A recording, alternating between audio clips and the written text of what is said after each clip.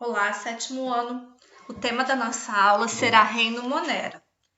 Então, aqui quem que vai incluir dentro deste reino? As bactérias e as cianobactérias, que a gente chama de algas azuis também. Então, elas são encontradas em qualquer ambiente, desde o início da formação da Terra, que deu condição para a primeira forma de vida surgir. Quem que surgiram? As bactérias. Então, elas permaneceram vivas por cada era geológica até hoje. Então, elas conseguem se adaptar a qualquer meio, inclusive os meios mais hostis, mais difíceis de encontrar formas de vida, elas estão conseguindo condições de sobreviver nesses locais também. Então, tem bactérias, a maioria, inclusive, boazinhas, e tem as bactérias ruins também. Então, tem bactéria vivendo em nós, no ar, na água, em outros hospedeiros. Então, tem bactéria vivendo em tudo quanto é local. Elas tanto podem viver de maneira isolada, então elas são unicelulares, mas elas podem também fazer colônias. Então, elas obtêm seu alimento tanto de maneira heterotrófica, que depende de uma fonte, de energia, ou autotrófica, que vai realizar fotossíntese. E a nossa condição básica, todos pertencentes ao reino Monera, nós classificamos como seres procariontes. Algumas características, então, das bactérias. Elas têm formas diferentes, então nós chamamos elas de 4 tipos básicos, que são cocos, bacilos, vibriões e espirilos. E elas podem também, tá, gente, formar grupos, colônias. Então, nós vamos ter ali também, tá, gente? Vamos ter diplococos, streptococos, estafilococos. Nós temos uma variedade muito grande de bactérias quanto a esse formato e a organização delas também. As bactérias têm aquela organização que nós já havíamos trabalhado de célula procarionte, então tem parede celular, membrana, o material genético, que é o DNA que fica solto no citoplasma, e o citoplasma, o líquido que banha essa célula. Agora a gente aprende algumas estruturas a mais que algumas bactérias podem ter. Nós vamos falar que ela pode ter ou não flagelo, que é a estrutura que é usada para ajudar na locomoção, assim como as fimbrias, que também como se fossem pelinhos bem fininhos, que vão recobrir toda a membrana e dão a condição também de movimento para as bactérias, mas nem todas têm essas estruturas que eu acabei de comentar. O plasmídio já é um DNA reserva, é como se a gente tivesse ali um DNA acessório, falando, que se chama, plasmídio. Então, é importante também a estrutura para essa bactéria ali, principalmente na hora da reprodução sexuada, onde ela troca material genético, mistura DNA com outra bactéria e dá a condição de uma terceira bactéria geneticamente diferente. Então, é o primeiro tipo de reprodução que eu comentei aqui. E como nós já havíamos comentado sobre a reprodução assexuada, onde a bactéria vai passar por um processo de bipartição ou esporulação. A bipartição, a célula ela aumenta de tamanho, membrana expande, DNA multiplica e origina bactérias filhas iguaizinhas geneticamente. A esporulação dá a condição das bactérias liberarem uma estrutura que nós chamamos de esporos, que é uma forma resistente da bactéria. Quando ela não encontra um ambiente adequado para multiplicação, ela libera esses esporos, ele fica em dormência, inativo por algum tempo, até aquele ambiente dar a condição adequada para a multiplicação daquela bactéria. Nós comumente na nossa casa, nós usamos a geladeira para armazenar alimentos e também a gente tem o hábito de aquecer ou ferver os alimentos, correto? Ao fogo, então, a temperatura.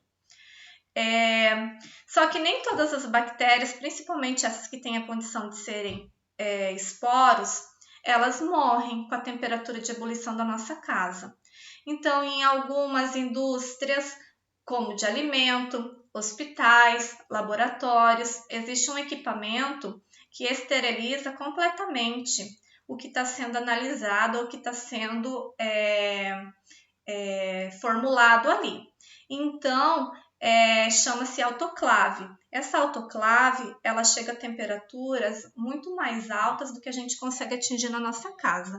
Então, se torna um equipamento bem específico para esterilização. Principalmente a bactéria que causa botulismo, que pode estar presente em alimentos enlatados, tá bom?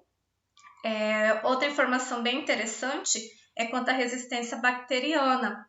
Então, nós vimos que elas podem ter a condição de esporos e serem resistentes. E elas podem se multiplicar por reprodução sexuada, originando bactérias diferentes geneticamente. E, por sua vez, elas podem se tornar resistentes, principalmente a medicamentos. Tá? Então, nós temos o caso das infecções bacterianas que são resistentes aos antibióticos, que são medicamentos usados para destruir bactéria. Então, quando se tem uma infecção, se usa um antibiótico. Então, esse medicamento vai destruir bactéria, já que bactéria vive fora da nossa célula. Importante informação, tá? Mas, às vezes, esses antibióticos, eles geram alguns efeitos colaterais, que foi a pesquisa que eu pedi para vocês da última semana, lá da página 79.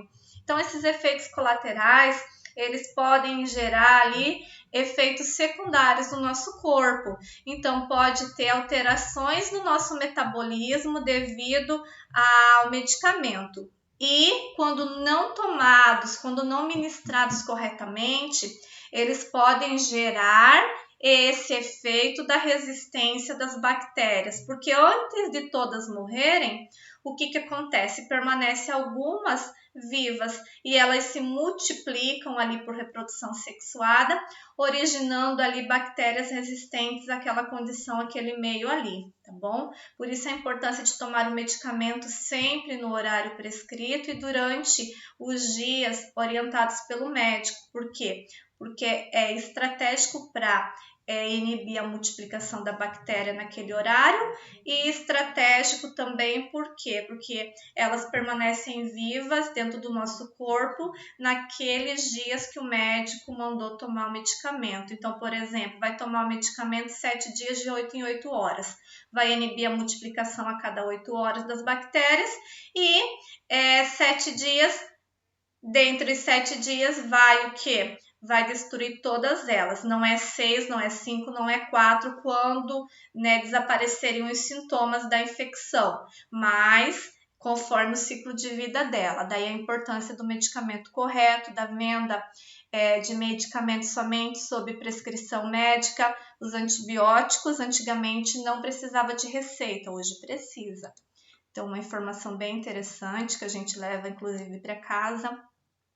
Algumas doenças bacterianas, então nós vamos chamar ali, então, gente, de patologias. Então, a bactéria que causa uma doença, eu vou chamar de patogênica. Então, tem uma série de doenças nessa página 80 aqui mencionadas. Então, pode ser o botulismo, pode ser a bronquite, brucelose, cárie, cólera, difteria, faringite, febre maculosa, lepra, leptospirose. Tem algumas doenças sexualmente transmissíveis que também são, como a sífilis, que são bacterianas, a gonorreia bacteriana, tá? A tuberculose, que é uma doença que vai se comentar novamente nessas épocas de inverno, porque ela é uma bactéria oportunista. Quando o sistema imunológico fragiliza por causa da temperatura, ela tende a se multiplicar e também o contágio acontece com mais frequência, já que trata-se de uma doença infecto-contagiosa, assim como as virais, assim como o coronavírus, de pessoa passa para pessoa em ambientes fechados, onde tem pouca circulação de ar, por objetos de uso comum. Então é bem interessante também, estarmos aprendendo sobre ela nessa época do ano. Embora, nós tenhamos adotado as medidas adequadas, de convivência e higiene. Seguindo, então, aqui embaixo tem a função ecológica e utilidade das bactérias. Então, assim, lembra que eu falei que elas são decompositoras? Então, elas vão, junto com os fungos, auxiliar na toda a reciclagem da matéria orgânica. Então, tem uma função importante. Fazem fermentação. Então, tem muitas bactérias que são usadas em indústrias para a produção do iogurte, queijos e outros derivados do leite. Então, muitos alimentos que a gente consome, eles são originados pela ação da fermentação das bactérias, assim como dos fungos também, que nós vamos trabalhar em outro momento. Na indústria farmacêutica, então, na produção de antibióticos, vitamina, até da insulina, que diabéticos usam. Indústria química, na produção de álcool como metanol, etanol. Na genética, porque pode alterar o DNA dessas bactérias e elas podem ter algum interesse na produção de algo, como é o caso da insulina. Também elas são fixadoras de nitrogênio, então elas acabam retirando o nitrogênio do ar e estão presentes em raízes de algumas plantas e ajudam a fixar esse nitrogênio que depois é repassado para nós na alimentação. Então, importante também. As cianobactérias, então conhecidas por algas azuis, são importantes, então, tá, gente, para o ambiente, já que tem uma condição da produção de fotossíntese, tá?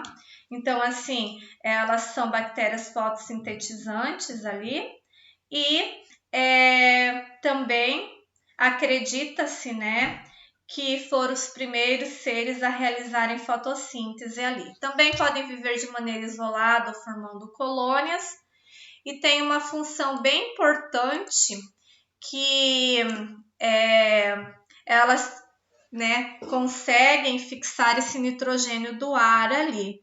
Então, assim, estão presentes nas raízes de algumas plantas. E também pode ser encontrados em diversos ambientes, tá, gente? Fontes termais, a temperatura bem alta. Aqui está mostrando algumas imagens, alguns locais que vocês verão com mais facilidade no livro de vocês. E é isso. Eu acho que a nossa aula sobre o reino Monera foi bem importante para fixar conteúdo, porque a gente adentrou em mais características das bactérias. Vou falar um pouquinho da questão dos alimentos. A gente costuma falar que a caixinha mágica que a gente tem em casa é a geladeira, tá? A geladeira ela não é uma caixinha mágica. Quando a gente armazena o alimento, a gente não está destruindo bactérias e fungos ou outro micro-organismo. A gente está apenas inativando a multiplicação delas. A gente tem o hábito de armazenar em temperaturas frias e nem toda bactéria vai morrer também. Então tem que ter um cuidado muito grande, porque tem muitas doenças, muitas infecções gastrointestinais que se dão por esses hábitos que não são bem adequados na nossa casa quanto ao armazenamento de alimentos. Outra também, tá, gente? Quando uma pessoa faz cirurgia, por exemplo, e ouve falar que pós-cirurgia a pessoa teve uma infecção hospitalar, possivelmente ela tenha se contaminado com bactérias resistentes que estão presentes no ambiente que não é o mais estéril. Por quê? Porque lá circula tudo quanto é tipo de micro-organismo, inclusive bactérias. Então, assim, resistências bacterianas se dão principalmente pela multiplicação de bactérias e a mutação de DNA, como eu falei anteriormente lá no início da aula. Até a próxima aula.